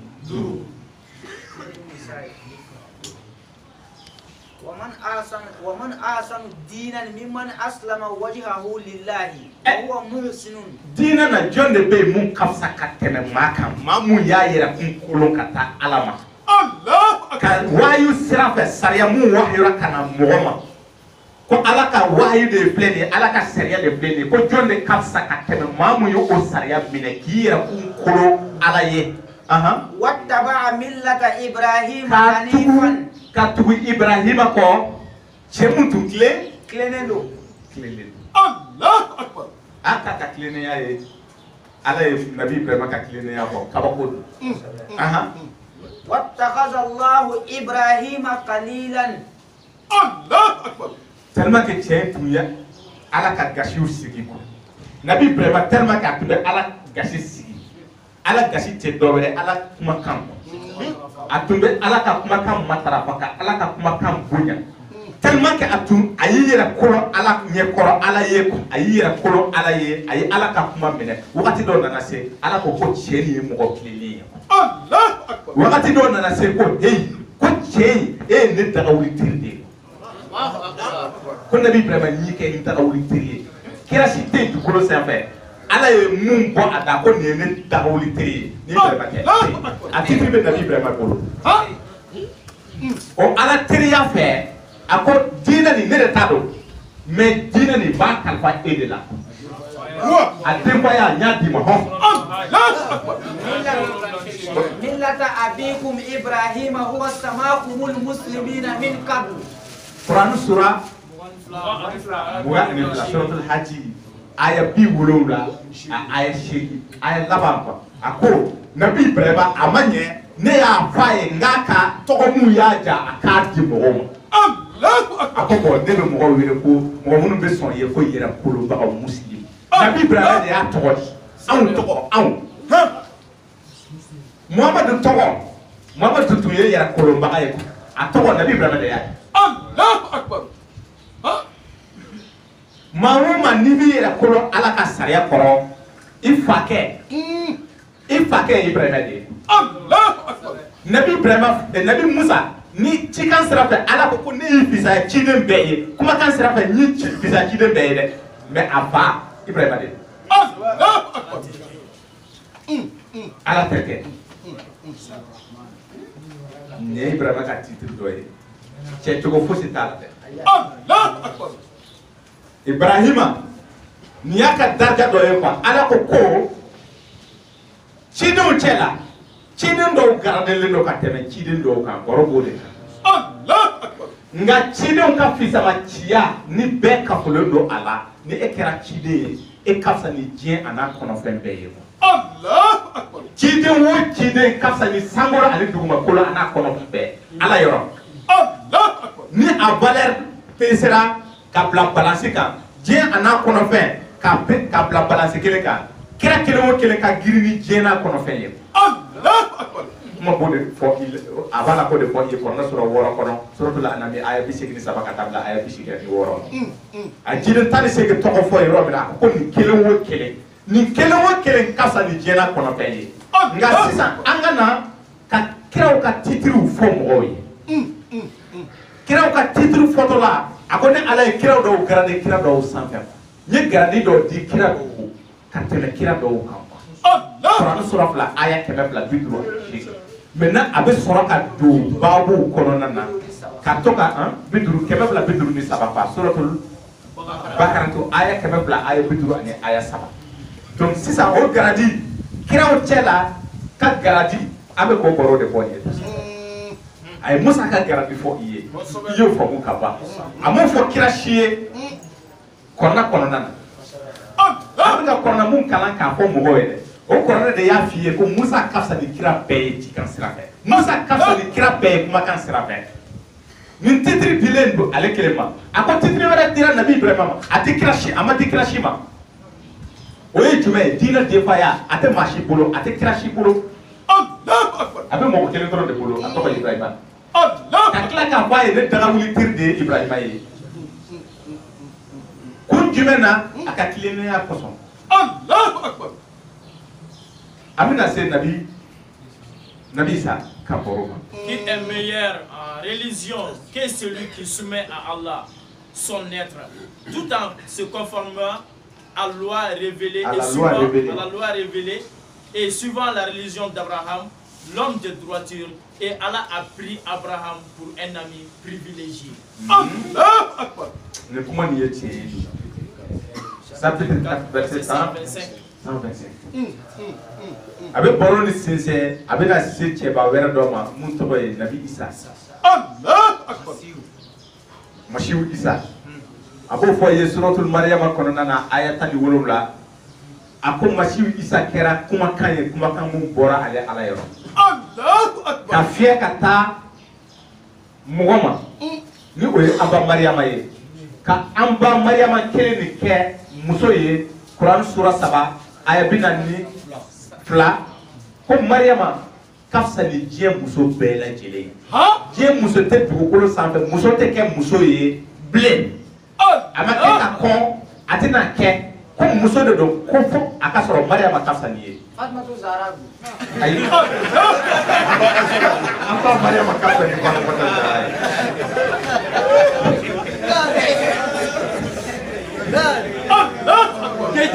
kabako don dɛ ninnu bɔrɔ ninnu bɔrɔ kabako maw de i bɛ mɛn a tɛ fɔ i ye mɛ a bɛ alikuranɛ de kɔnɔna na wa iskalatil malaikatu ya maryama inna allaha istofaki wa taharaki wastofaki ala nisa'il alamina ala nisa'il alamina. Oh Marie, certes, Allah t'a élu et purifié et il t'a élu au-dessus des femmes du monde. Ko Maryama ne ye suganti k'i sanuya k'i kɔrɔta k'i bila muso diɲɛ muso bɛɛ lajɛlen sanfɛ i ka fisa ni diɲɛ muso bɛɛ lajɛlen ye ne Ala de y'o kɛ i ye a titiri tɛ muso si bolo kɔ i y'a ye nin ye bɔrɔ wɛrɛ ye nin bɛɛ garadi de ye Musa an ba Maryama ka fisa ni Fatumata Zahra ye a t'u ni ɲɔgɔn cɛ yɛrɛ a ka fisa ni an ba Aminata ye a ka fisa ni ka diɲɛ muso tɛ yen ni fo n'a sɔrɔ diɲɛ muso tɛ dɛ n'o kɔni kɛra diɲɛ kɔnɔ yan Maryama ka fisa n'a bɛɛ ye o kama ko alijɛnɛ dɔn ko muso ninnu ka drapeau minɛbaga ye Fatumata Zahra ye o kuma min tɛ tiɲɛ nkalon de don u bɛ nkalon de tigɛ Ala y'o de fɔ c'est-à-dire que kuranɛ kɛra bila fɛn ye quoi mɔgɔw ye alikuranɛw bila ka o ni sago dilan fɛn mun bɛ taa o ni duguma mun ka di u yɛrɛ ye quoi o y'o de dilan k'a caron k'o kɛ i n'a fɔ diinɛ kumaw de don a sera an bolo yan mɔgɔw bɛ sigi karamɔgɔbaw b'u sigi k'o lafasa kunfiw ye donc a bɛ k'i kɔnɔ ko tiɲɛ yɛrɛ la ko nin kuma nin ye tiɲɛ ye fo dɔw ko ko n'i ma kɛ Alakira ka so mɔgɔ ye k'i tɛ to alijɛnɛ kɔnɔ ko Alakira ka so mɔgɔw de ka fisa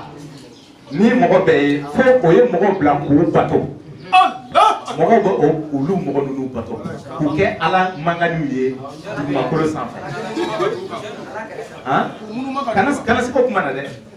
Ala dun y'a kangarida kɛ Kuran sura 3 aya 64 ko Muhamadu Lamini a fɔ kitabutigiw ye ani aw bɛɛ jɛma kuma de don kuma mun aw jɛlen don kuma kelen mun ma o ye jumɛn ye Ala kelen pewu bato aw kana maa wɛrɛ fosi bato ka fara kan aw kana mɔgɔ dɔw ta aw cɛ la ka olu kɛ Ala manganiw ye Ala pilasi la Muhamadu a fɔ dɛ ya ahlal kitabi ya kitabu dukiw aw minnu kɛra kitabutigiw ye ta'alaw ila kalimatin sawa'i baynana wa baynakum ayina an bɛɛ dama ka kan kumakan mun ma Allah na'budu ila Allah aw ayina donc aw ça veut dire que an fana kitabutigiya ye ko kira k'a fɔ ko ayina aw ani anw bɛɛ an bɛɛ jɛma kuma an bɛɛ jɛlen don kuma kelen mun ma an bɛɛ ni kuma kelen mun ka kan o ye jumɛn ye an ka jɛ an ka Ala kelen pewu bato kan kana wala nushrika bihi shay'an kan kana dɔ wɛrɛ fara Ala kan cogoya si la wala yatakiza ba'duna ba'dan arbaban min dunillahi aw kana aw dɔw ta ka kɛ Ala ye ale Ala place la c'est-à-dire que mɔgɔ ninnu nana kɛ olu de lamɛnnen don olu de bɛ se ko la Ala yɛrɛ jatelen tɛ bilen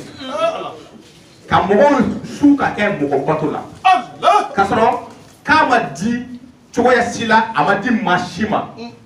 ko ale Ala ka mɔgɔ dɔ ci e ka taa Ala ka kuma fɔ Ala ka kuma dɔɔnin kɔrɔ kɔ e k'i yɛlɛma k'i yɛrɛ yira jama na ko jama ka e bato ko ka Ala to yen Kuran sura 3 aya 28 aya 70 kɔsɔ de dɛ k'a tɛ bɛn ne Ala ma ما كان لبشر أن يؤتيه الله الكتاب والحكم والنبوة ثم يقول للناس كونوا عبادا لي ama bɛn cogoya si la دون الله farikolomatigi ciden a kan ka dugumakolo sanfɛ ala ka kumakan ka di a ma ala ka kitabu ka di a ma ala ka kiiri ka di a ma a k'o dɔn a tun kan ka fɛn mun fɔ dɛ k'a tun kan k'a fɔ ko mɔgɔw ka kɛ kodɔnna ye k'u ka kitabu nin dɔn u ka kitabu nin kɔnɔ kuma waleya mais ko mɔgɔ ninnu yɛlɛmana k'u yɛrɛ de yira. Allahu Akbar. Donc o bɛ mɔgɔw de sɛgɛn o bɛ mankutu de fɔ aa kira somɔgɔw n'i ma kɛ kira somɔgɔw e ma tugu u kɔ k'e tɛ don i ma k'u fɛ ko kira i taatɔ la ko n bɛ taa ka Kur'anu ani n ka denbaya de to aw ye ko a ye kɛ n ka denbaya jɔn de y'i bila nin na ko ala ka kuma filɛ nin ye kira ye ala ka kuma de kalan k'a waleya k'a fɔ a ka denbaya ye u y'a waleya u t'a banna la kɔrɔnɛ filɛ nin ye aw a minɛ e k'a bila ba la e na ala kira a bɛna ɲɔgɔn sɔrɔ a jɛnɛ mais e ko non ko a ka denbaya ye jɔn e de y'a ka denbaya ye donc u b'a fɔ k'olu de yɛrɛ de ye ala kira denbaw ye i ka denbaya ye donc u ka joli donc a ye anw bɛɛ i m'a ye mɔgɔw b'u sugu sɛbɛ ko tɛ u kan ka ala ta de fɔ mɔgɔw ye n'u tun ye mɔgɔbaw ye mais est-ce que u bɛ ka kuranna fɔ mɔgɔw ye pourquoi u m'a fɔ ko sun bɛ tigɛ su fɛ ko ayi pourquoi u ma mɔgɔ bila k'u ka sun tigɛ su fɛ Kuranu sura 2 aya 187 pourquoi u tɛ mɔgɔ bila k'a f'u ye ala ko n'aw bɛ seli aw kana seli gundo a ye seli mankan bɛrɛbɛn aw b'a bɔ kɛnɛma mais aw b'a bɛrɛbɛn aw kana pɛrɛn n'a ye kojugu mais pourquoi u m'a fɔ mɔgɔw ye ala ka kitabu de tɛ wa ala ka kitabu de e y'a kalan e y'o dɔn k'e kan k'o de fɔ mɔgɔw ye e yɛrɛ kan k'o de kɛ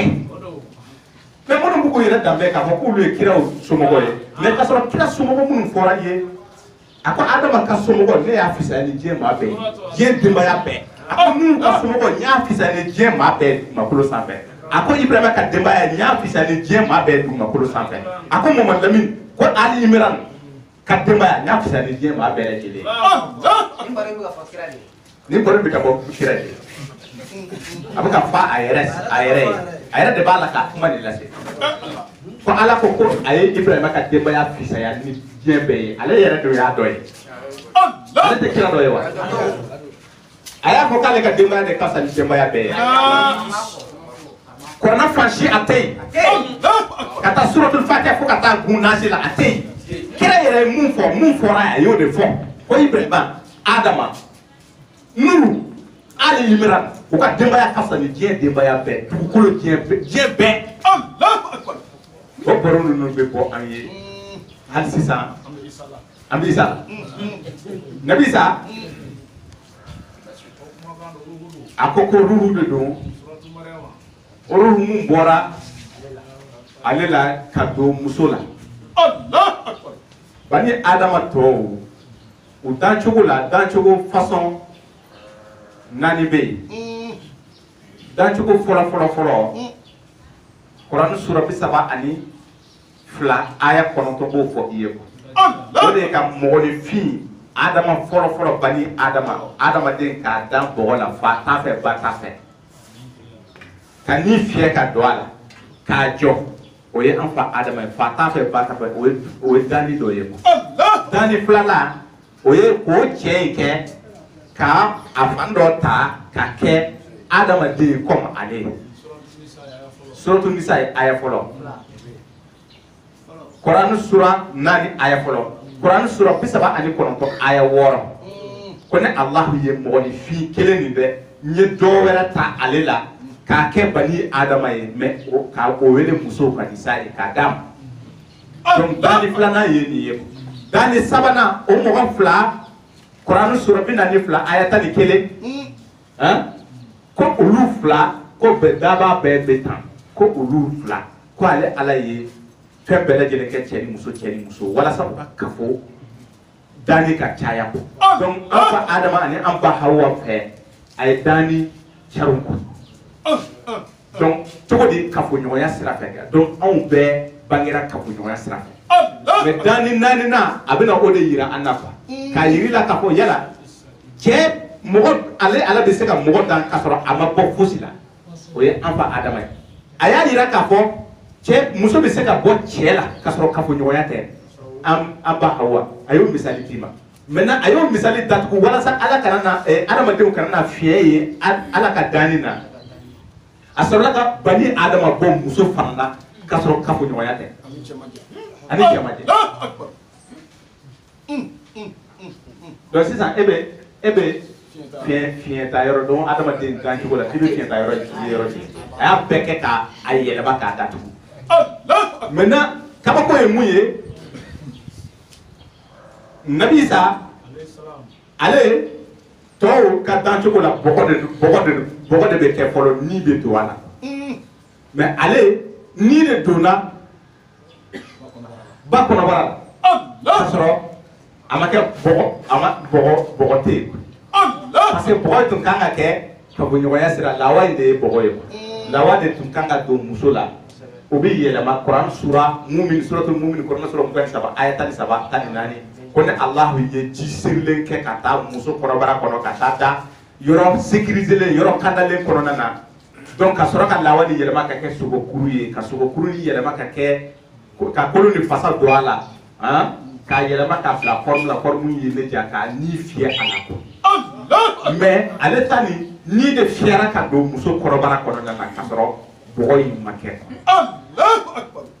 ka yira k'ale ale ala de bɛ se danni na a dɛsɛ ko tɛ donc a ye cɛ in da tuma min na a sɔrɔla k'a f'a ye ne Alahu ye e kɛ nisinu ye ale yɛrɛ ye nisinu ye ni mun ka sanu a ko o ye Nabi Isa de a m'o kɛ je cɛ si ye dugukolo sanfɛ ka tila ka kɛ kira ye ka masaya d'a ma Kuran sura 5 aya 110 masaya nin ye jumɛn ye a tun bɛ mɔgɔ mun fiyɛtɔlama mɔgɔ mun fiyɛlen don Kuran aya o fiyɛtɔ qualité ka ca mais a ko Nabi Isa tun bɛ fiyɛtɔ qualité 2 de kunu a tun bɛ mɔgɔw lakunu ala ko la o ye fiyɛtɔ ka fiyɛtɔ ɲɛ yɛlɛ mais a ko fiyɛtɔ wololen ni a ɲɛ kisɛ fiyɛtɔ de wolola un aveugle né k'a tun bɛ maga la ka a tun bɛ ɲɛkisɛ don a la ni ala ka diɲɛ ye kabako don dɛ Nabi Isa ka pouvoir tun ka bon kosɛbɛ kosɛbɛ a ko Nabi Isa kuma la ka to ba suratul Maryama a bɛ se 28 29 Maida kelen kɔnɔna na suratul Maida kɔnɔna sura 5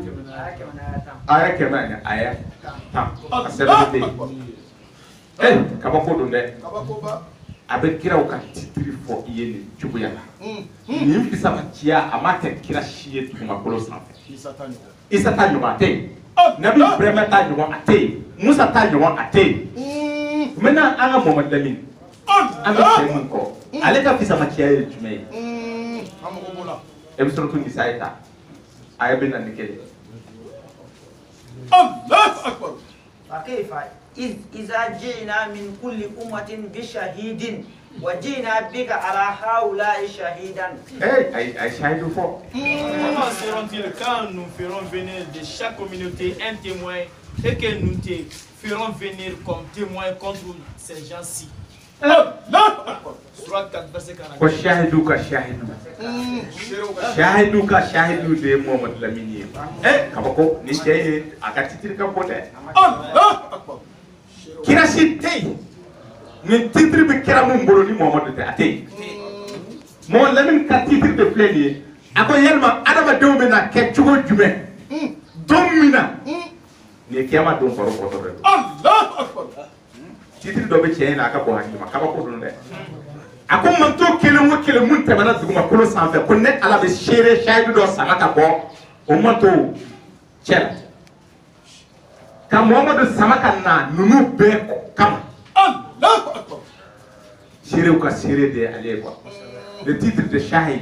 anw ye shahidu ye quoi a ko Muhammad Lamine yɛrɛ ye seere de ye cidenw fana ye seerew de ye seerew de seereya bɛ boli Ala ka jiginnen kan Rabbana bima anzalta wa tabana rasula faktubna ma shahidi Quran surah Ali Imran ako an tigi an limanera ni bima ni fɛn ye Ala ye mun jigi an tugura an ka kira ko Muhammadu an tɔgɔ sɛbɛn ka fara shahidu seere jɔn ko sabu Muhammadu yɛrɛ tun ye seere ye Quran surah 37 aya 42 Allahu Akbar. Ya ayuhan nabi inna arsalnaka shahidan. Shahidu de Muhammadu ye jati donc shahidu ye mɔgɔw ye seerew quoi mais seere bɛ kɛ ni cikan sira ye quoi cikan mun bɔra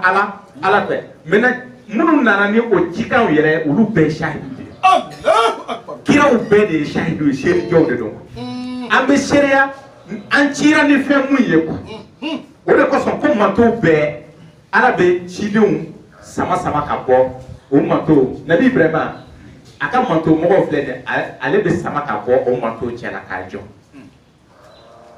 Musa cira mɔgɔ minnu ma ani Musa ye minnu ni Musa ye ɲɔgɔn ye ani minnu ko o tugulen bɛ Musa ka Tawrata kɔ o bɛɛ bɛ wele Musa bɛ wele Musa bɛ jɔ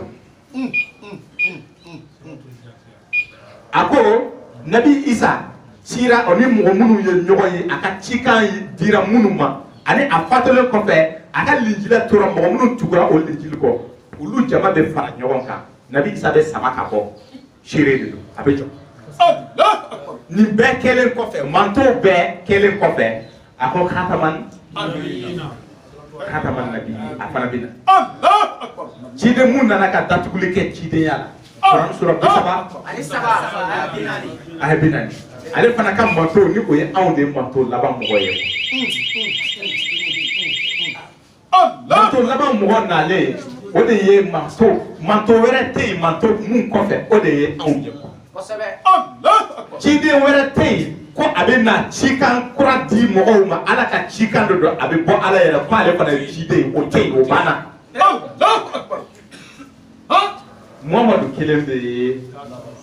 cidenw la laban ye le sceau des prophètes maintenant sisan ninnu bɛɛ ye shahidu kira ninnu bɛɛ ye shahidu ye maintenant o welelen u n'u ka mantow ka jɔ jama ɲɛkɔrɔ kɛnɛ ɲɛkɔrɔ kɛnɛ kiyama kɛnɛ ko pourquoi Ala b'o wele quoi pourquoi Ala bɛ nin kɛ la quoi i b'o faamu Quran surah 7 aya 6 Ala ye nin de fɔ Suratul Araf. a ye mun fɔ wala nas'alanna allazina ursila ilayhim wala nas'alanna al-mursalina a ko cidenw cira ka taa manto minnu ma an b'u ɲininka an bɛ tila ka ciden ninnu fana ɲininka Allahu Akbar. ko bɛ dɛ Muhammadu ma ci ka na anw ma an m'a fɔ k'alu sabila wa taala Ala ko k'a bɛ anw ɲininka yala a ye cikan sɔrɔ wa an b'a fɔ tiɲɛ don a ye jɔn ka cikan de minɛ a ye Muhammadu ka cikan de minɛ bon Muhammadu e fana ka na an bɛna e fana ɲininka ale bɛ ɲininka jumɛn na i ye ci lase wa ale b'o seereya jɔ cidenw bɛɛ b'a ta o ka manto mɔgɔw Ala bɛ o ka mɔgɔw ɲininka ko yala jɔn de ye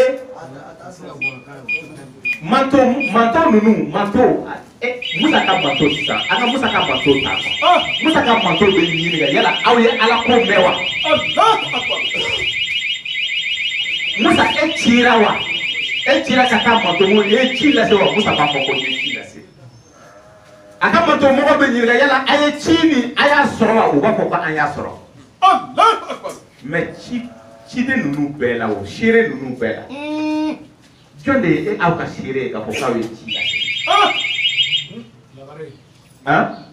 lagare de kan k'a fɔ ko a ye ci lase Nabi Isa Kuran surah 61 ale bɛ dɛ a aya 6 a ye mun fɔ وإذ قال عيسى بن مريم ونسوا بيرو عن كله آية ورا أي مفهوم وإذ قال عيسى بن مريم يا بني إسرائيل تمام من النبي سيد كاتو إسرائيل كدوما إني رسول الله إليكم مصدقا لما بين يدي من التوراة على النبي إسا على تشيرا كنا إسرائيل كدوما على بورا أولا على تشيرا كنا أما الله أكبر أنا نجون كتشيكا على كتشيكا أكو على النبي إسا مصدقا لما بين يدي من التوراة على نانكا توراة تشيتيا أنا سيريا kale ko Musa ale Musa centigiya Musa ye cikan ciden do do kitabu muntu be Musa bolo tiede do ale nana ko de fana centigiya kiyama do o filmu ni segebe ke o filmu ni nyingali fe Musa ye chifo awo ye chifo olu fana ba ko o ye chifo jone Musa yere ye chila sama chen yere la Musa ya fo oh Musa ego ko e ya ko ere jode ka sire Nabi Isa ne ka sire Allah akbar Nabi Isa be yini fo Nabi Isa de ka fo ko Musa ya fo Allah akbar awo a ya fo ya segebe ke Nabi Isa ba ko chedo ere de ko Musa ya fo ko chedo Allah akbar donc Nabi Isa ko fe jonde nana mo Nabi de nana abo Nabi Isa ko na be nyinga yala aka mogo ay Nabi Isa ye chifo o ba ko Nabi Isa ye chifo Nabi Isa ya be nyinga ale bana ba ko ka ye chifo Allah akbar e ko ni ka manto ka shere de e me ere Isa jonde e shere Allah akbar e ka manto ko kuya ko e chi la se era ko kiye chi la se me e jonde e ka shere fu momo de ka Allah akbar shere o ka shere le témoin de يوم نبعث في كل أمة شهيدا عليهم من أنفسهم وجئنا بك شهيدا على هؤلاء Quran surah ayat bishigi ni kono to kambe chide de nati chide de be garantie ke ka chidon be jeya Nabi Isa afana ya Quran surah 7 ayat 7 nanzala alikal kitaba bil haqqi musaddiqan lima bayna yadayhi wa anzala tawrata wal injila ale Muhammadu fana nana kan Nabi Isa ka kitabu kan Nabi Isa tientigiya kaka kitabu tientigiya Allah ama dawo ma de ka Musa tientigiya kaka kitabu tientigiya on sisan jonde e shere ala aba ko ala shere were te shere bana ne de Allah bay Allah akbar Madite Madi mo olu yere madi wi Madi koro mo be mo nafa ale akanda lendo abe ala ko jira mo la o tigila mo be o sira mine apana be mo kanda le kira nu be ma hadite Allah akbar shahidu fana e ma madi wi parce que o be Quran fiye الذين آمنوا ولم يلبسوا إيمانهم بظلم أولئك لهم الأمن omuka imena nyangamini batara yayi Allah ko mo de bala ka fo aw yeni kabakoba sisan shere o dande ale parce que aba fo ala era de kunne de ya labai ala ba ko tien Allah jonde be shere abana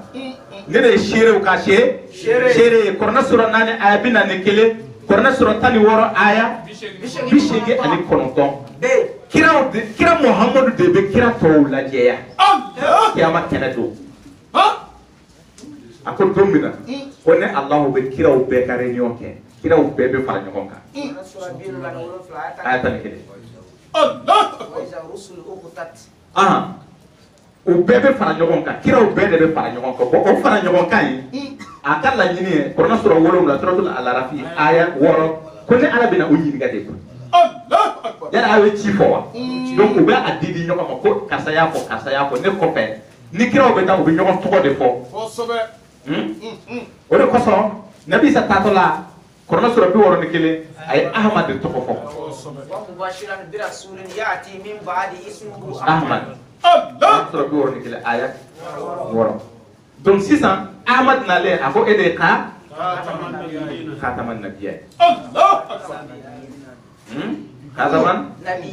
nabiyina Quran surah 77 aya binan otom sisan o ka réunion sen fait ci kan ci seria beke fo kana jo ala kala Allah akbar donc sisan aka u ka manto mɔgɔw ciden ninnu ka manto mɔgɔw Quran surah 39 aya 71 ɲininkali mun bɛ tengo an na ko yala cidenw nana aw ma ni ka ayaw ye wa Allah bagali sira fɛ yala o kɛra wa an b'a fɔ mɔgɔ minnu tun ye kafiriw ye ani hali minnu ye dimanajɔ bɛɛ b'a fɔ ko tiɲɛ don mais kafiriw ninnu b'u kanto ko tiɲɛ don koyi ko cikan ninnu fɔra an ye mais kan banna Allah akbar ala ko bo ayu fara ɲɔgɔn kan ay tan n'o ye jahanama kɔnɔna ko jahanama tun da bi yɛlɛ seerew ka seerew de ala kira ye Allah akbar nin titiri mɛ di mɔgɔ si ma ni ala kira tɛ sangolo ni dugumakolo dani kanu tɛ ne bɛ fɛ ko o dɔn sangolo ani dugumakolo dana kun jumɛn na e bɛ taa Quran surah 14 ta Allah akbar e b'a verset 19 ta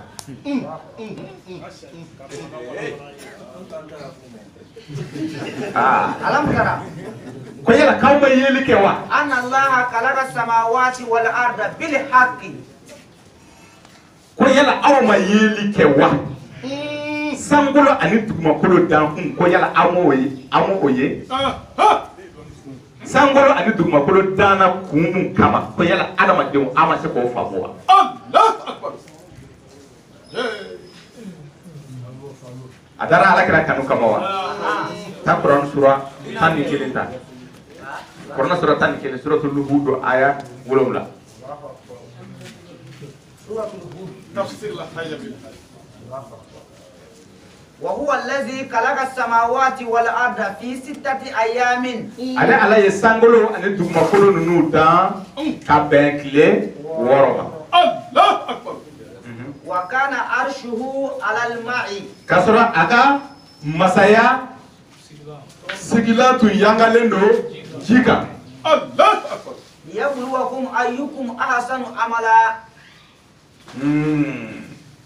Ja anw yɛrɛ ye ji ye o. Allah akbar. Ala sigilen bɛ anw de kan.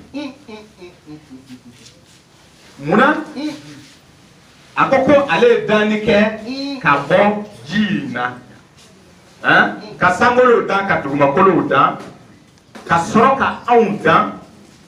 ka an bila a kɔrɔ a sanfɛ a n'a kɔrɔ dugumakolo sanfɛ ani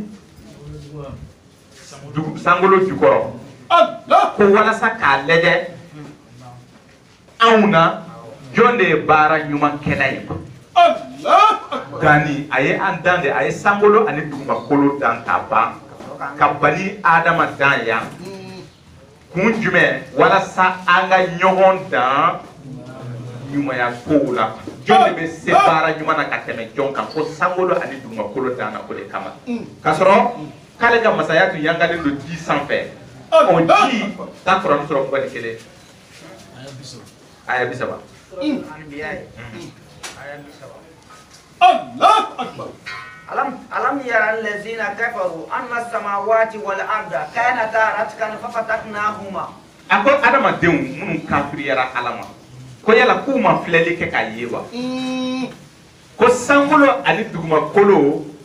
bɛɛ tun nɔrɔlen don ka kɛ kuruba kelen ye Allah akbar. Sangolo ani dugumakolo bɛɛ tun nɔrɔlen don ɲɔgɔn na ka kɛ kuruba kelen ye kulukutu kelen ko ale Ala woroden woro n'a fɛrɛ ko sangolo ani dugumakolo tun b'o cogoya ye bayana ko o m'o ye wa ko ale Ala y'u bɔ ɲɔgɔn na ni u bɛ wele ko le big bang de filɛ ka fɔ i ye nin ye tan Kuran surah 21 suratul anbiya aya 30 le big bang ko dugumakolo ani sangolo tun nɔrɔlen do ɲɔgɔn na ale Ala y'u bɔ ɲɔgɔn na ka sɔrɔ ka ji kɛ ka danni bɛɛ lajɛlen kɛ ji de kɛra ka danni bɛɛ kɛ anw ye ji de ye yiri ninnu ye jiw ye fɛn bɛɛ lajɛlen ye ji ye quoi i ɲɛ bɛ fɛn minnu na a ko sankolo ani dugumakolo dankun ko de ye ka mɔgɔ bila baara la ani jumɛn tuguni ta Kurani sura 45 aya 22 وخلق الله السماوات والأرض بالحق ale ala ye sankolo ani dugumakolo dan tiɲɛ jati de kama ولتجزى كل نفس بما كسبت وهم لا يظلمون mun kosɔn ni kelen o kelen ka sara a ka waliya ni kelen o kelen ka sara a ka baara kɛli kama o de kosɔn ale ye sankolo dan o de kosɔn ale ye dugumakolo dan dugumakolo ma dan kira kanu kama dugumakolo ma dan sankolo ma dan alakira kanu kama sankolo ani dugumakolo danna de walasa ka kira yɛrɛ bila dugumakolo sanfɛ a ka baara ɲuman kɛ a ka sara a ka waleya la a ye mun kɛ ani an tɔw bɛɛ lajɛlen ko dugukolo ani sankolo danna o tiɲɛ de kama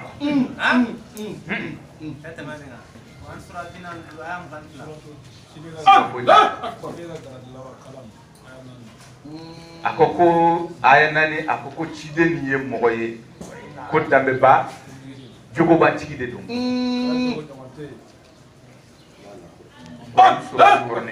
a ko Muhammad Lamine ko jogo ka ɲi dɛ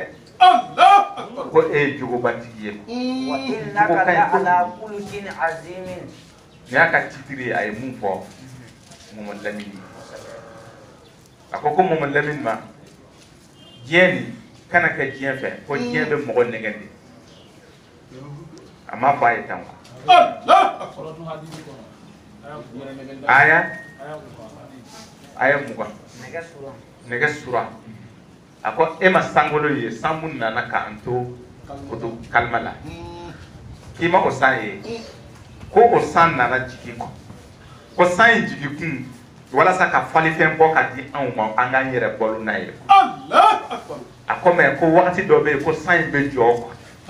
ni san in jɔra a ko a ye falifɛn mun fali dugumakolo sanfɛ k'ale ala bɛ fiɲɛ kɛrɛnkɛrɛnnen dɔ ci ka taa o fiɲɛ ma o yiri o bin ninnu ma ko bin ninnu bɛ jali daminɛ o y'a sɔrɔ san jɔra fiɲɛ bɛ k'a fiyɛ a bɛ ja ko n'a jara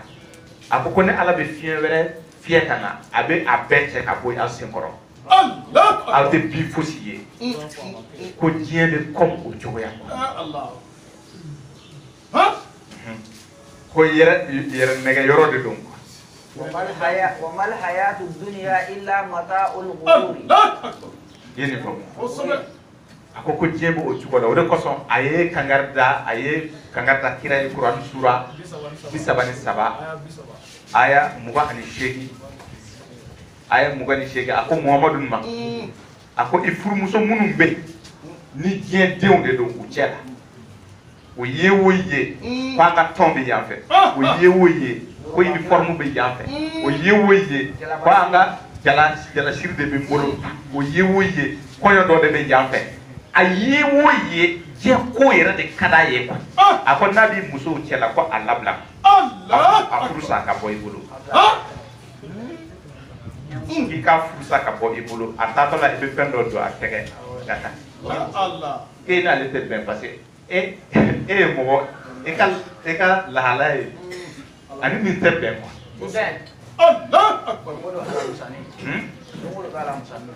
dongo do bɛ alamisɛnni wa ni m'o alamisɛnni wari di kɛlɛ de ni u ka ni a fɔ cogo di uniforme bɛ yen n'i m'a di kɛlɛ de o ye o ye o bɛ ko nin a ko n'i y'a ye muso muso la kana furu ko k'a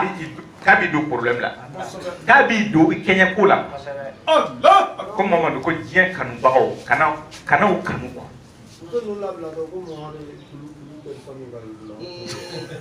o bɛ nkalon de tigɛ i y'a ye kaba ko don dɛ dan tɛ nkalon na o la ni farakan bɛ yen an b'a di mɔgɔw ma ni farakan bɛ mɔgɔw bolo mantow la fisamatiya ye anw ye a bɛ Kurani sura 9 Kurani sura 7 aya 110 a ko manto si ma foyi dugukolo sanfɛ ko manto mun ka fisa ni aw ye manto jɔn ko mɔgɔ minnu tugulen bɛ Muhamadu kɔ ko manto ɲɔgɔn manto fisama ci tɛ yen munna ko bɛ mɔgɔw fata ka bɔ juguman ko la ka mɔgɔw yamaru ɲuman ko la munna u ka manto ɲɔgɔn tɛ yen ko Kuranu sura 5 aya 40 ani aya 8 a ko ne Ala ye kitabu mun di Muhamadu ma o kitabu ɲɔgɔn kitabu fisama ci tɛ yen munna kitabu fisama ci de don ko a kiri ka nɔgɔn kɔ ne Ala ye kiri fɛgɛya k'a di aw ma kɔ o de kosɔn a ka Kuranu ka barika k'a la kɔrɔfɔ fi ka faamu a ko ko nka kiri ju bɛ Kuranu sura 5 aya 44 ko o ye Tawurata de ye a seginna ni kuma ye y'a ye a ko nabi ɲuman bɛɛ lajɛlen bi u ka kiri ta kitabu mun kɔnɔ k'o de ye Tawurata ye nana ni kuma nin ye komi ne Alahu ye e ka kitabu de kɛ fisama ci ye ka tɛmɛ kitabu bɛɛ kan munna Tawurata kiri kelen in na chapitre 22 misali suru chapitre 22 verset 22 23 ni jɛnɛyakɛla minɛna a bɛ kiriw ka faga Tawurata kɔnɔ Linjila kɔnɔ Jean chapitre 8 aya fɔlɔ ka taa bila 8 la ni jɛnɛyakɛla minɛna a bɛ kiriw ka faga Nabi Isa ma wuli mais a modalité falenna Linjila kɔnɔna na ni i ye Linjilatigi ye ni i minɛna jɛnɛya la i kan ka kiriw ka faga nka mɔgɔ fɔlɔ mun kan ka kiruni kɛ f'an ka kɛ mɔgɔ ye jurumu tɛ mɔgɔ mun na a gɛlɛyara dɛ nka Alakira a nana kɔrɔna kɔnɔna na kabako don dɛ mɔgɔ ɲɛnamaba Alakira ye mɔgɔ ɲɛnamaba dɛ a amina n'a ka manto mɔgɔ ye ka Kuranu sura 2 aya laban aya 286 a ko Ala ka fɛgɛyali kɛ ale ka mantow ye a ka fɛgɛyali kɛ jumɛn na k'a ka sariya fɛgɛya a ka mantow kan a ka doni fɛgɛya quoi a kana na doni da mantow ale ka mantow kan i n'a fɔ a ye doni gɛlɛnw da mantow ye ka kɔn ربنا ولا تحمل علينا إسرا كما حملت على الذين من قبلنا أتيوا آمين kana doni sigi ربنا ولا تحملنا ما لا طاقة لنا به kana na doni sigi anw kan i n'a fɔ i ye doni sigi mantow tɛmɛnenw kan cogo min nin kira yɛrɛ ka duwawu ye Ala sɔrɔla k'a fɔ ko duwawu jaabi kɛra n sɔrɔ Kuranu sura 87 aya 8 ونيسرك لليسرى mina i bila sira kan min ka nɔgɔ ka nɔgɔya kɛ i ye i bila nɔgɔya sira kan donc nɔgɔya kɛra kiri in na quoi donc sisan nɔgɔya kɛra a ko k'a bɛ mun de kɛ k'a bɛ aya wuli ننسخ من آية أو ننسها نأتي بخير منها أو مثلها Kuranu sura 2 aya 100 aya 6 a ko o la pour que kiri segi parce que inna haza ni mun filɛ nin ye la fi sufin ula sufi Ibrahima wa Musa voilà maintenant Musa ka gafe ye aya de ye quoi Ibrahima ka gafe ye aya de ye quoi donc sisan a ko n bɛna aya dɔ wuli ka dɔ wɛrɛ bila wulilen kɔrɔ kɔ nɔ na mais mun bɛna bila o nɔ na ko o ye fisama ci ye o ye aya ye mun ka nɔgɔn o ye kiri ye mun ka nɔgɔn mun wulila a wulila min a wulila anw de kan mais a ma wuli Tawuratigiw kan Ala ka kuma tɛ wuli mais aya bɛ aya wuli mais kɔrɔna aya tɛ kɔrɔna aya wuli Ala ka aya o kuma bɛɛ depuis an fa Adama fo Kuranu a bɛɛ bɛ wele aya maintenant sisan yani a ka sigi ka Deutéronome 22 di Muhamadu manto mɔgɔ ma ni o ye kiriw ka faga ye a y'o wuli ni suratu Nuru ye quoi Kuranu sura 24 aya 2 a ko désormais kiriw ka faga i ka kitabu kɔnɔna na o kiri bɛ wuli kiriw ka faga aya bɛ wuli kɔrɔna a bɛ wuli kɔrɔna kɔnɔna na c'est-à-dire que a bɛ to Tawurata kɔnɔ mais a tun kan ka segin ka di i ma inna haza la fi sufi Ibrahima wa mais sisan o tɛ di ma bilen quoi n bɛna a aya wuli ka aya wɛrɛ bila wulilen kɔrɔ nɔ na o mun wulila a dɔ de filɛ nin ye o de ye kiriw ka faga ye kero ka fogate anga korona kono ore ko son korona kafsali kitabu to e fisama ciala no yala Allahu akbar mune be genye keme de be korona sura muga aya fla wa genye keme fana fo sere nani ka sura aya nani azaniyatu wa zani fajlidu kula wahid mo mum ba feka jene kelaw déclarer c'est-à-dire que e ka jene kele 600 o be sokono o bala o be koyka e yere yaay tembe pen kono ako kikata mo nani de nyini ka fara yere ka olu kaye ko ni on a non soro ye ça e be se ka ta déclaration ke kadi kiri tumbe ele be ta 600 ka fo ki kasali kasaye general mais ele sere o tela de puisque ele be ka o lakani ka fo ko iyaye maintenant nyini gali be tengu de ka sere John de bibolo e be nani Allah olu ka sereya nu serera ola ko genye keme be ke ula ni itara lakali kasoro genye a ko chogodi imo mo nani ni soro mo saba de nana ko tien yere la aya yi mais nana ko maede ako alpha ko ani mo saba ko be mine genye bisi wa do were ni ko kasani general ko e ka sere ate mine amna garankini ini mam Quran surah bukan nani ayat nani kiri seyara kiri nogoyara anga kiri nogoyara donc anga manto mo ko an fana kasali manto toye nunu e fisa matia ye ambal make bora na franka ke franka bilbil bali do alhamdulillah wala ni farakate